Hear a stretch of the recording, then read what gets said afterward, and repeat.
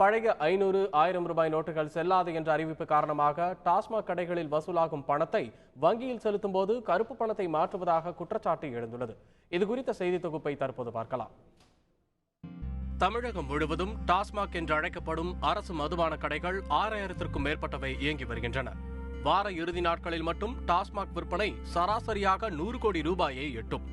இந்த நிலையில் 500, 1000 ரூபாய் நோட்டுகள் செல்லாது என்ற அறிவிப்பால் அனைத்து டாஸ்மாக் கடைகளிலும் 20% விற்பனை குறைந்துள்ளதாக டாஸ்மாக் ஊழியர்கள் சங்கம் தெரிவித்துள்ளது. மேலும் டாஸ்மாக் கடைகளில் வசூலாகும் பணம் முழுவதும் தனியார் நிறுவனம் மூலம் வங்கிகளில் செலுத்தப்பட்டு வரும் நிலையில் அதில் கருப்பு பணத்தை மாற்றி முறைகேடு நடப்பதாகவும் அச்சங்கம் குற்றம் சாட்டியுள்ளது. இப்போ ஊழியர்கள் படக்கூடிய கஷ்டம் என்பது இந்த சில்லறை தட்டுப்பாடு தான். இப்போ ஒரு 100 ரூபாய் பொருளுக்கு 2000 ரூபாய் கொடுக்குறோம், மீதி சில்லறை கொடுக்கறதுல பெரிய பிரச்சனை இருக்கு.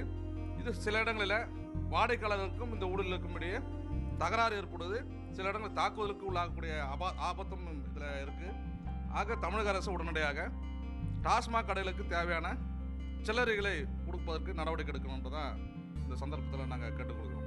கடைகளில் கொடுக்கக்கூடிய அதே டினாமினேஷன் அது வாங்கி கொண்டு செல்லக்கூடிய தனியார் ஏஜென்சி முறையாக அதே எண்ணிக்கையில் அரசு வங்கிகளில் செலுத்துகிறாரா என்பது உறுதிப்படுத்த வேண்டியிருக்கு.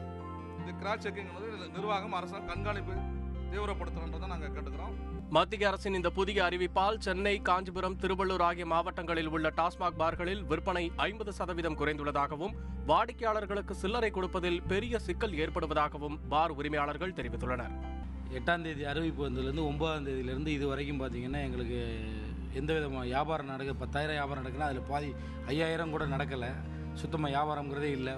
ஒயின் ஷாப்லேயும் ஒரு 30-35% வியாபாரம் குறைவு தான். எங்களுக்கு சில்லறை வியாபாரம் தான். நாங்களும் கொள்முதல் பண்ணுற இடங்களில் மொத்தமாக எங்களுக்கு பணம் கொடுக்க முடியாமல், வாங்க முடியாமல் ரொம்ப சிரமப்படுறோம். அதுலேயும் சில்லறை வியாபாரத்தில் இப்போ 2000 நோட்டு வந்திருந்தால் கூட அந்த 2000 ரூபாய்க்கு சில்லறை கொடுக்க எங்களால் முடியல. ரொம்ப நாங்கள் பாதிக்கப்பட்டிருக்கோம். மத்திய அரசு 500 மற்றும் 100 ரூபாய் நோட்டுகளை அதிக அளவில் புழக்கத்தில் விட நடவடிக்கை எடுக்க வேண்டும் எனவும் அவர்கள் கோரிக்கை விடுத்துள்ளனர். தந்தி டிவி செய்திகளுக்காக ஒளிப்பதிவாளர் மணிகண்டனுடன் ராமச்சந்திரன்.